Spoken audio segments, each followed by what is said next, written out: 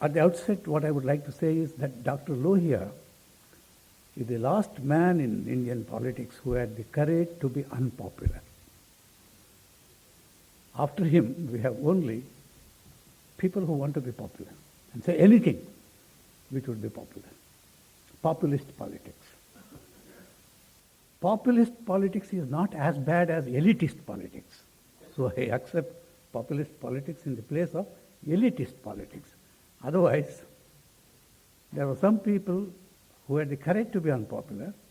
Gandhi was another who had the courage to be unpopular. Rajgopalachari was another who had the courage to be unpopular, right or wrong. And Dr. Lohia remained so. When he came south, he insisted on speaking in Hindi and became unpopular. And when he went north, he said a South Indian should become a prime minister and became unpopular there. He sought unpopularity, which shows a certain quality of mind. And I don't see that quality of mind any longer. I would like to begin with some personal anecdotes. I first heard the name of Lohia before independence, before 1947, when I was in high school, by my father, who used to get Harijan home and translate it for other villagers. And he would tell me, there is a young man called Lohia who asked very inconvenient questions to Gandhi. He was happy that Gandhi reported it and talked about it in Harijan. Inconvenient questions. That's how he was known. And then I met him for the first time when we had a farmer struggle in Shimoga district called Kagodu Raita Satyagraha. And the man who started it was Shantaveri Gopal Gowda, who never went to college, who finished his SSLC, but he was, to me, one of the makers of my life. He had immense wisdom and intelligence and capacity to think, because he came under the influence of Dr. Lohia, and he started this peasant struggle. And Lohia came all the way, got arrested in my place, and then he was in jail. And he used to be brought to this village, from Bangalore. And my job was to take some coffee and tiffin to him when he came to Shimoga. So I was a volunteer. And I remember one day he was fasting, and he said, "I'm not going to take anything." And then he warned all the satyagrahis, no violence in the satyagraha. It was a very great movement in Shimoga district. And I used to work for this movement, and I was inspired by another man called Ramanandan Mishra, who was then the leader of the peasant movement. And later on I am told that he started an ashram in Bihar and so on. Many followers of Lohia had a spiritual inclination also. And that's something I saw, that kind of person came to Lohia, and Ramanandan Mishra was one.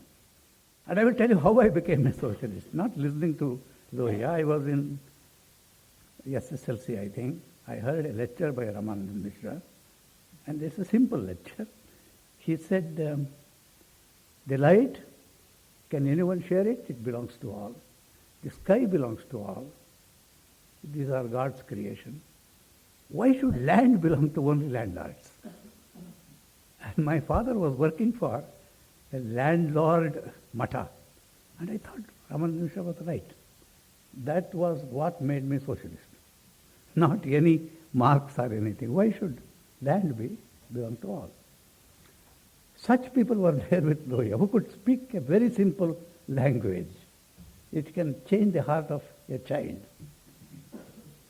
And then I got to know him, and I still remember him coming to my house, eating a meal. My son had whooping cough. He spent the whole afternoon with me, not talking about socialism, but about whooping cough. He wanted to know what the doctor said about it, what medicine I was giving, and he got all the medicine and examined it, and then went to a coffee house, and I also went with him to a coffee house, and we talked about other things. He had immense curiosity and affection and warmth. And another time I remember was he came to Mysore, met the great poet Gopal Krishna Adiga, talked to him. He was staying in K.R. Sagar, and he got me early morning to have breakfast with him, and he showed me papaya and talked about papaya, how good it is for health. And then we had papaya and breakfast. And then he asked me about the Sharana poets. I talked to him about Basavanna and Akka, and he loved Akka, because she was a woman who went naked. If men could go naked in their spiritual liberation, why not a woman? And she goes to Allama, and he asks, so why are you covering your private part with your hair? And she says, lest it should embarrass you. And Lohia was very impressed. And then he suddenly compared her with a duchess who said, although she was an aristocrat, she said whoever would vote for a candidate of hers, she would kiss him in the public. So she said, this is the Western way of asserting femininity. This is the Eastern spiritual way of asserting femininity. So he had a mind like that, immediate. I will tell you another, these are personal anecdotes, and I think I have a right to talk about it because I have been influenced by him. He asked me about language. Look, Ananthamurthy, use your Kannada for primary school, middle school, high school, college, but I request you to propagate that for post-graduation we should use Hindi. I immediately told doctor, if a language is not fit for postgraduate, then it is not fit for primary either. Do you know his reaction? Within a second he said, you are right, I am wrong. So let us keep all our languages. Let India be a country of multiple languages. But banish English. But don't banish English from knowledge, because we need all languages for knowledge. But for public use, we shouldn't. So that was his way of thinking about languages. He had many such things, and I have seen another trait in him. We persuaded him one day to speak in English in Mysore University. There was a very foolish professor of political science. He presided over. And doctor said something very important. He said, India has not produced, after Shankaracharya, a great mind. We have good minds, but nothing world-shaking mind. And he went on like that. And he said, it is so because of our caste system. Caste systems are like pools, where certain kinds of talents are grown, and unless there are so many intercaste marriages and so on, we do away with the caste system, great mind will not be produced in India. Not any longer. And then this professor of political science said, we had very great hopes of Lohia because he was a foreign secretary to Pandit Jawaharlal Nehru. He was a growing intellectual. Now he has become a pessimist. And Lohia listened to it, came out and talked to our leader, Gopal Gowda, was so angry. He said, you are not a graduate. You think all these universities are full of very wise people. All these vice chancellors are intellectuals. Fool, first understand you should not have taken me and break my rule and speak in English to that stupid man. I would have gone to a street corner and spoken to the people. What have you done? He was so angry. And Gopal was also angry. He said, my service with you is over today. And in a minute he laughed and said, hey, come. He could be very angry with people whom he loved and be very affectionate, very warm. That is the Lohia I remember. I have not seen any other politician. I can't accept anyone as my leader. Only he was a leader for me. But he was a very impractical man also. But that is not a blame. I will go on to that. There is something about when he writes, this is what he says, he asks this question, has the structure of my mind corresponded somewhat with structure of truth to produce aspects and fragments of truth? It's a very profound question. Do I have the right kind of mind? And he says what he wants to do is, when he writes, writing on aspects in a knowingly aspectual manner, not that I know the whole truth, but I know only an aspect. One does not have to tutor facts to fit them into a theory. That's what many people do. The facts are tutored to fit into a theory. Or torture theory in order to include all facts. So he wants to get that kind of a space when he thinks. And then another thing, which he maintained, the other theory which has occasioned some sniggers is his formulation on Marxism that it is Europe's weapon against Asia. That's what he maintained. Marxism is a weapon against, the last weapon against Asia is Marxism. But I should say he struggled with Marxism and Gandhism. Although he says this, his real struggle was with both Marxism and Gandhism, whether he can combine the two. And then he makes this confession. Those who talk about Lohia's once I even asked, I like Nehru, why do you go on attacking Nehru all the time? And he said to me, laughed and said to me, yes, when I am sure that the family will not rule India, I have a lot of good things to say about Nehru. And he and Rajaji were the two people, Jayaprakash Narayan later on said, could build an opposition party. Because India has had two kinds of people. That's what once Patnaik also I shared with you. Nehruites and Gandhians. And Marxists are also Nehruites on the whole. And Lohia was a Gandhian, but he was not a Sarkari Gandhi. He made two distinctions. There are governmental Gandhians, and he was a heretic Gandhian. He calls himself a heretic Gandhian. Anyhow, in this context, he says this. I am quoting him. I have been compelled to watch myself in recent years. I have sometimes been made uneasy by my own programmatic extremism. Look at the word.